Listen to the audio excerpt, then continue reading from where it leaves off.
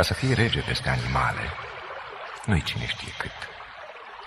Trebuie doar să fii mai puternic decât ele și atât.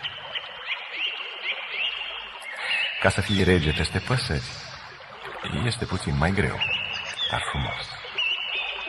Trebuie să zbori mereu mai înalt decât ele și niciodată mai jos.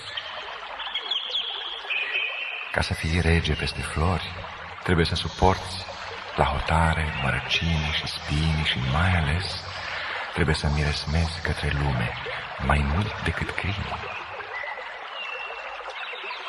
Ca să fii rege peste înstelare, trebuie să te așezi între luceferi, călători spre Orion și, reprivindu-te de jos, să fii mai luminos decât oricare și fără tron.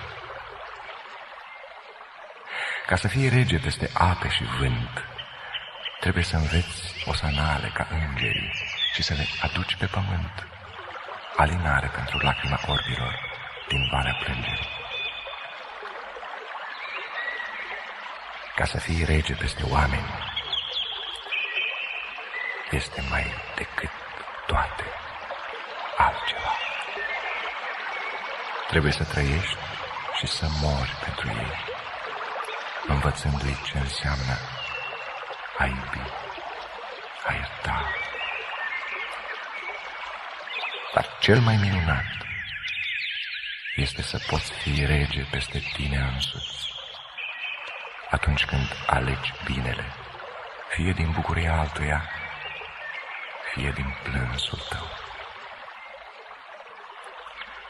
Și să încheiem înțelept și frumos, și mai ales cum se cuvine.